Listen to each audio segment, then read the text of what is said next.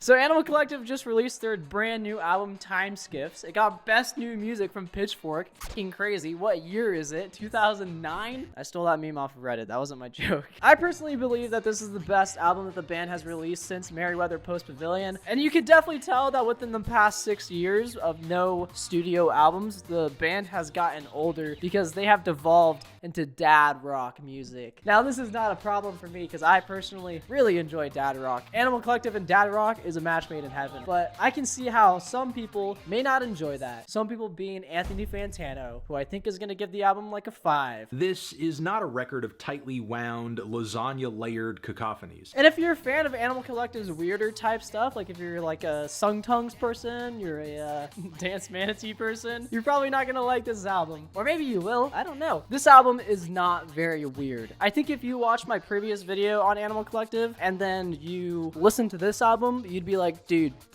what is this? The whole video is a lie, basically, is what you'd be thinking. Probably the weirdest that this album gets is like the ambient intros and outros or like song transitions. There's also like the fucking super weird auto-tune and what's that one song? We Go Back? And also they have like a moment in Car Keys when they're like doo doo doo doo doo doo doo doo doo doo doo. Other than that, this album is very easy to listen to and super accessible. I will say something that I really enjoy about this album is how textured this album sounds. Like the sound design is incredible throughout this entire album. We've got some amazing work from Geologist on this album. If you want to know what Geologist does for the band, listen to this album and you'll find out just exactly what his job is. He's got his fingers twiddling those little knobs all over this thing and it sounds great. Something that I really enjoy about the album too is that it sounds really textured, but it's not too overly crowded like I think some Animal Collective albums can come across as. This is not lasagna. I also love how there's a great mix of like organic instruments and like electronic instruments, but even the more electronic instruments still sound pretty organic. Like in Dragon Slayer, the opening of the album, fantastic opener by the way. I love the chorus in it. There's a great contrast between like some organic belly, I guess, type sounds. I don't really know what they are, but it sounds very organic. And then you got the synthesizer going on in there that also sounds not too electronic. Like you could tell it's a synthesizer, but it doesn't really sound super out of place. Also, dude, I really just gotta give some love to Pressure John. The sound design in Pressure John is incredible, but also the bass line and the drumming and the vocals. Like, I don't understand how anyone could hate this song. Fantano, I'm talking to you, dude. How could you hate this song? This song's incredible. I love this song, but probably not the best song on the album, because the best song on the album has probably got to be Strung with Everything. This song makes me feel like I'm on a tropical island and I'm sipping out of a coconut in between dips in the ocean, man. And in the last 2 minutes of this song, it was like an out-of-body experience the first time I heard the last portion of this song. Also, I forgot to mention, there's a hurdy-gurdy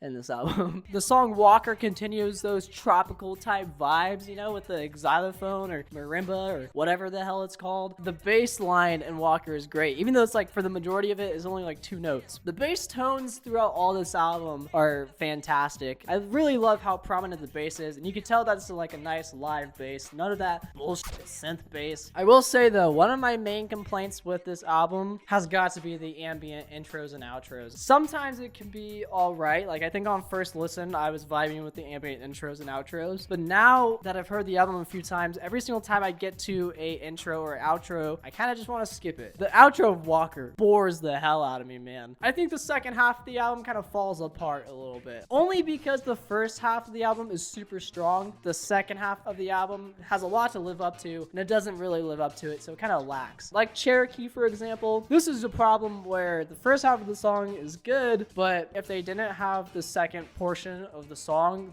would be completely mid. The second half of the song really just saves that song. I have to mention it again just because it throws me off so much. The auto-tune and We Go Back. So weird, man.